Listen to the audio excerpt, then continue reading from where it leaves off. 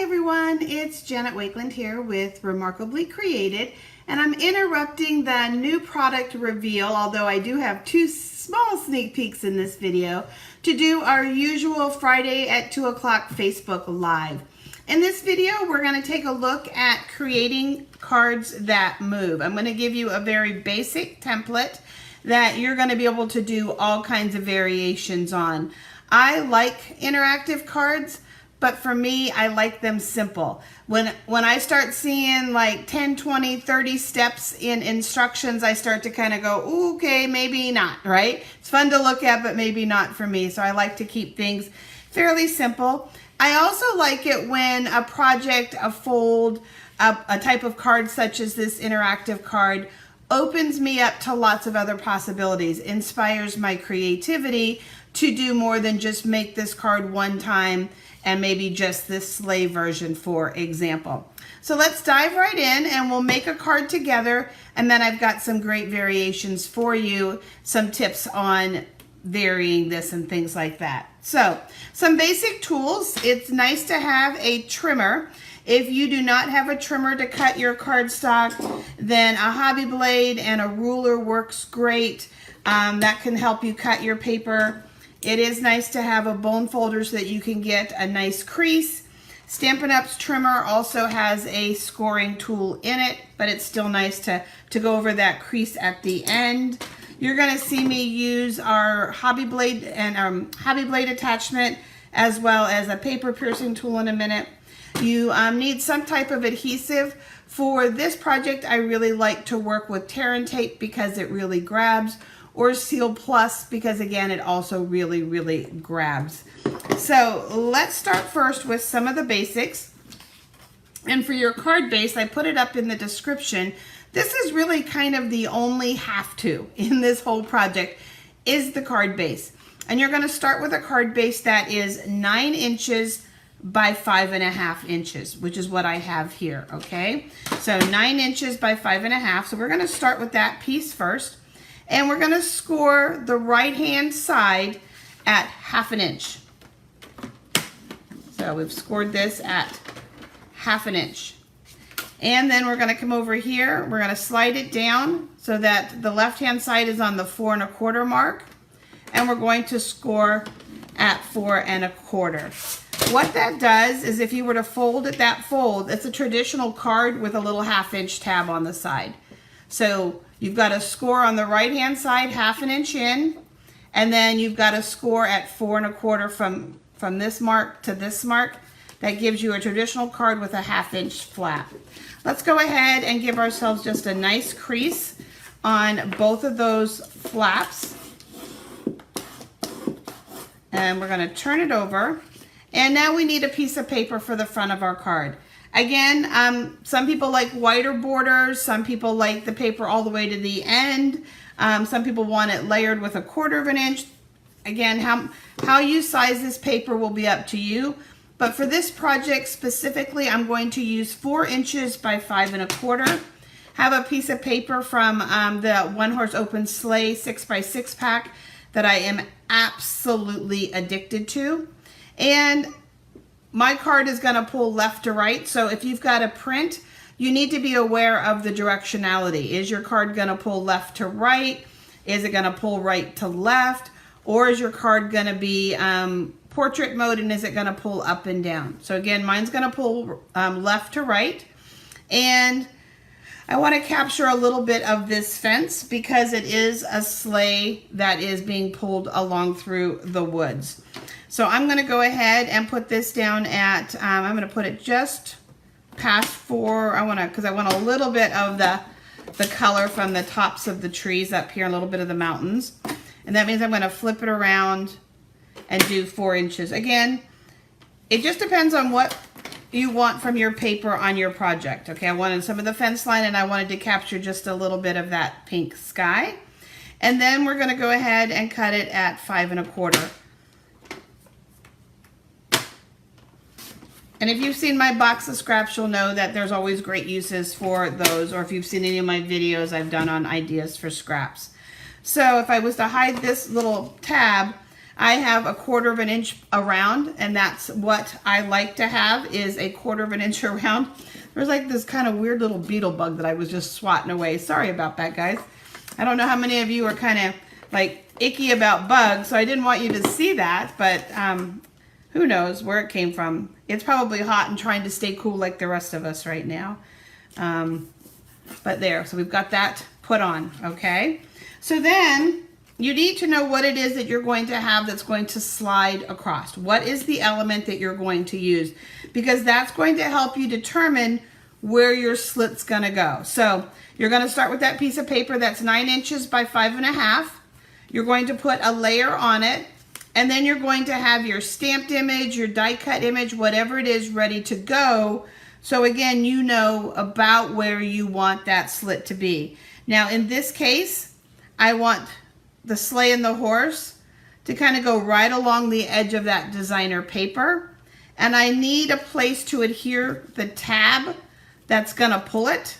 So I need to put my slit up behind the horse, up in here, okay? And just kind of eyeballing that.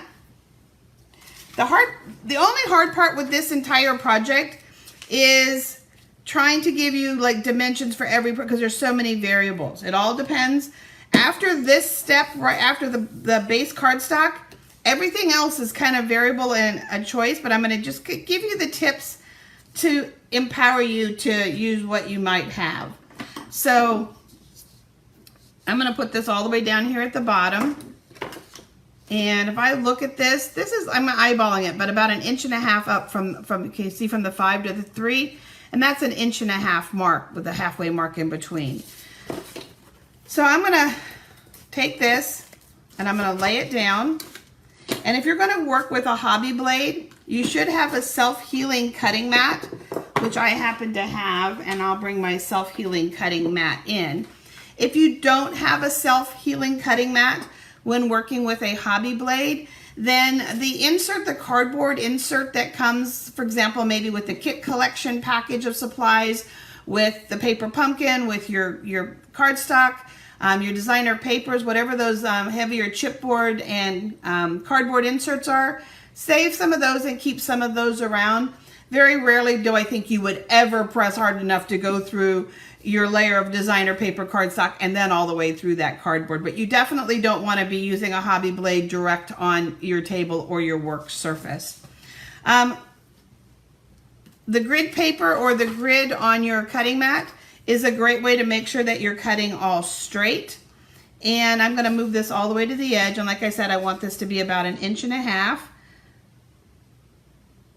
And then I usually cut in about 3/4 of an inch.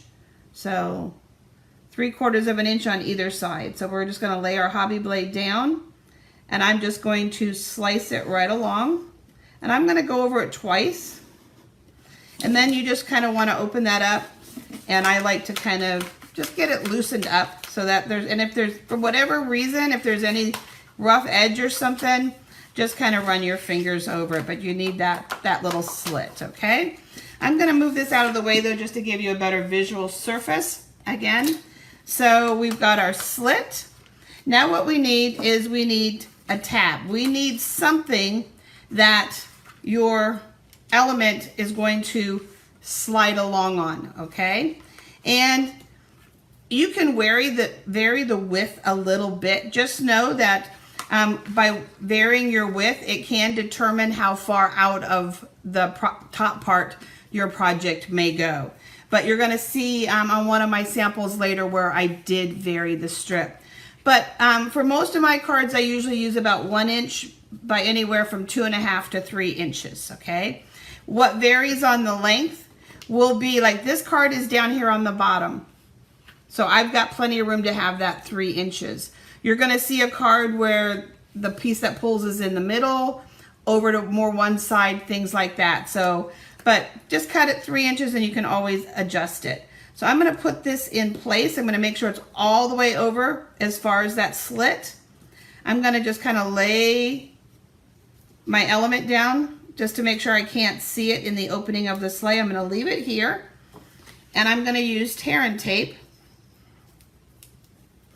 And I like tear and tape because again, it tears very easily. And let's pull this piece off.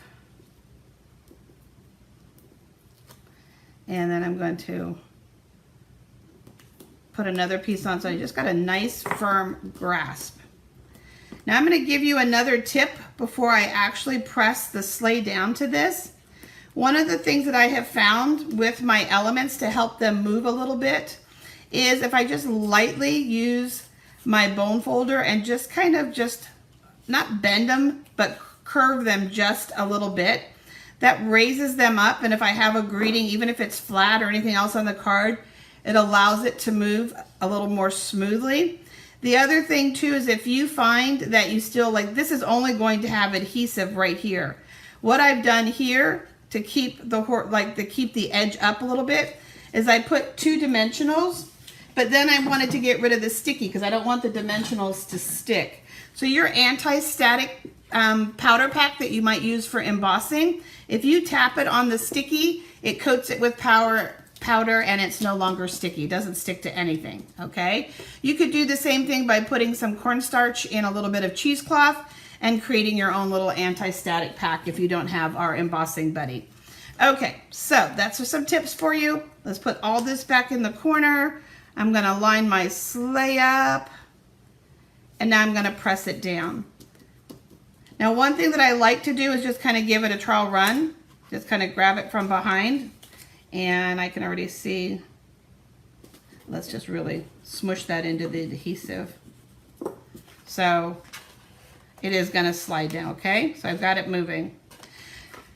For your piece, that's gonna go in the inside and pull out. 1/4 sheet of cardstock, so 4 inches by 5 1/4, cut down to 4 inches by 5 1/4. So you're gonna cut down a 1/4 sheet of cardstock. This piece here that you're going to layer on for the greeting doesn't need to go the whole way over, guys, okay? You don't need to go the whole way over. When you create this card, you're really only going to see just maybe about half of that card because it ends. The goal of this is not to pull it the whole way out. The goal is just to kind of have that surprise message that shows up. So you don't even really need to go the whole way up. And then the one thing that really kind of I struggled with a little bit is I've got this piece all the way over here now, and just over 1 inch or so, I'm just going to totally coat it with adhesive. I could totally coat it with tear and tape, but I'm going to totally coat it. And this is the front of the card. That's the part that gets the sticky, okay? So you're going to put that down. And then again, I like to just make sure that that adhesive is really embedded on my card. And now I have a piece that I can pull, okay? And even before you did this piece, one thing that you might want to do is use a circle punch to die cut a little nub so that they know to pull, okay? You can die cut with a circle. You can use any size circle. You're gonna see 1 or 2 where I have actually a different shape here just to kind of give you those variations and things. So if you got to this point and you forgot, it's real easy to just get your punch in before you seal it all down. Now the last thing that you wanna do, we're gonna turn our card over this flap here. Again, you just need lots of adhesive on. And again, my recommendation is tear and tape. Anytime anything is moving, if it's a type of card that's gonna get what I call a lot of abuse, it's gonna get handled a lot, because it's interactive, because they're shaking it, things like that, then I do like to use a really good permanent type of adhesive. Tear and tape, Seal Plus work really well for those types of projects. So, and again, I always just like to really press that adhesive in. And so then the last thing that you're gonna wanna do is add a message to the inside and a greeting to the front. I went ahead and I have a little label from Nested Essentials, and I'll give you another tip here. If you don't have a handheld punch to go ahead and add your hole, then another thing that works, especially since we've got that U-pick tool out, is another tip for the U-pick tool is a paper piercing end. And the original set comes with the one that's perfect for tags and things like that. And you would just get your paper piercing mat out, press all the way down through, and now you've got a hole that you can put your tag through. So real simple, guys. It's not hard. If I can do it, it's definitely not hard. And then of course you'd want to add your decorative elements like I did here. I added a little bow here, added the rails on the sleigh with holographic paper, the tab and the bow is there, and then you would put your message. So let's take a look at some alternatives, and I want to give you a couple more tips. So for this one is different in that the truck is angled uphill, okay? Because we all know this is kind of every day with you is an adventure. And in the inside, you're going to see that I'm with you for the long haul is the sentiment. And we all know that some days it feels uphill, right? So it's just a little pun, a little play. Plus, they're going through the mountains, which is why I wanted it to go uphill. In this case, this piece of paper, instead of being like this, I actually angled it so that it would cover the car the best, the truck the best, and it'll move at an angle through. Okay, so that's the tip if you're going to angle it. Here I made a little notch, and instead of doing a tab with the tie, I simply folded the circle over, and watch them be, yeah, it's being contrary. There we go, together for the long haul. We've got the little truck going up the mountain. Anybody else love drives through the mountains? I do. I love road trips in general, but so we've got our in it for the long haul. Remember, your card doesn't have to always go left to right. Here I have the bear and I have him coming out the left-hand side because that's the side he's facing. I don't want him going backwards, okay? So we have to a great guy and you mean so much to me. And in this case, I used the wood paper. And for this tab here, the little piece that came out of the die cut is where this came from. So, and using that paper that I love so much. This is a little sneak peek for you. It doesn't have a greeting on it yet, but it will say sending love. Here is our beautiful new All About Autumn designer paper, and we have a new set that's got all these gorgeous owls in it coming. And it happens to be Owl Appreciation today, so this is absolutely perfect to show you an owl card. But look here, see where our slit was? Here, it was way down here. In this case, it's up towards the middle, because I don't need the bird. I mean, owls don't fly on the ground. I needed it to fly through the forest, okay? And in this case, this is the tiny little tag punch that goes with the Alpha Best stamp set.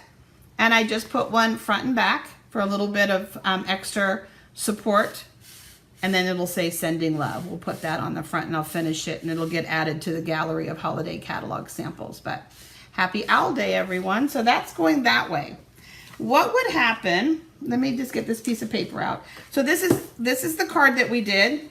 We had our little base, we folded it over, and we cut all of our strips, right?